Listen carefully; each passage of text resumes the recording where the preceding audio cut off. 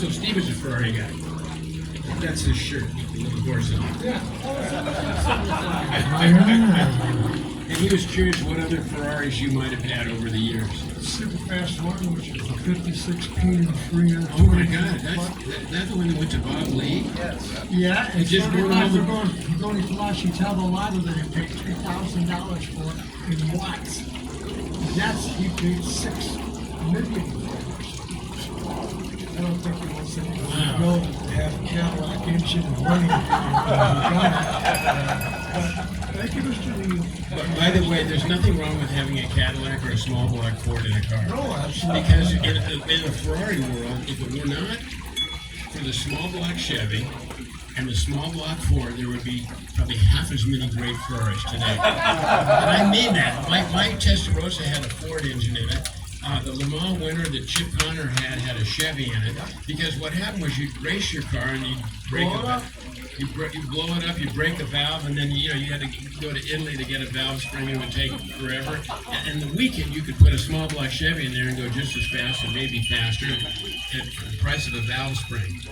So that I always, there was a fellow that spent his life, and I forget his name right now, but he did a book called Blue Oval Ferraris and Bowtie Ferraris. So he did a whole book. You know that? He did a whole book on Chevy-powered Ferraris and Ford-powered Ferraris. He passed away. What was interesting, he came to me. He said, your Testarossa had a Ford engine. I knew it because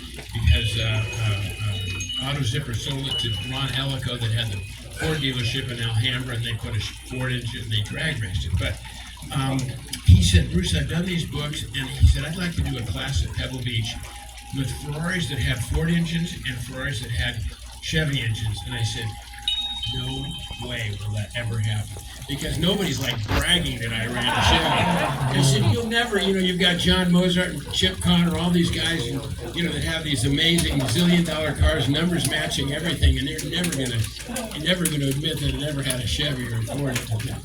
It's way off topic, but anyways. Can I go off topic a little bit with you? Please. Years ago, I used to go to England every year for over 30 years. I got to be friends with Edward Montague, and I'd stay at Palace House and for Buell. Had a heck of a time. And I remember that the Japanese had bought the 4.5-liter Le Mans car and paid, at that time, $1 million for the Le Mans car. And all of a sudden they found out that everything was completely been smashed up. And so many times there was only a few parts in it. It was part of A-arm and this and that. And they wanted their money back. And they went to court in England, and the man said, this is a race car. If you have anything original from the original race car, that's considered original. And they wouldn't. That could be the rest of the afternoon talking about that. Oh boy! Yeah, because it's interesting. They have a pecking order, like the chassis, then the engine, and the body. And Ferrari does this Class CK. They go crazy trying to make sure everything's original. But there have been. I always say you can have an original Cobra that never has been raced, which I had for a while. Or you can have the Cobra that won the championship and his nose is this way and that cauliflower hair, but it won the championship. I'll go with the champion every day. Like a boxer. That's right, like a boxer. So, anyways, with automobiles and especially championship cars, they've lived a hard life because they've been raced hard, and that's what they were. And put away what? And that's what they were meant for. Are there any cars in here that you want to point out that people should particularly take note of? You continue to create.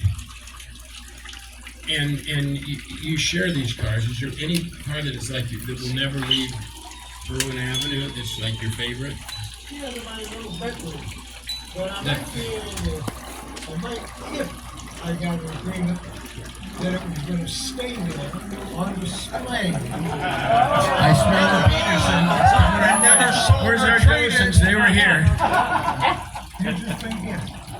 I want that to be at a home where it's appreciated. It's a very appreciative home.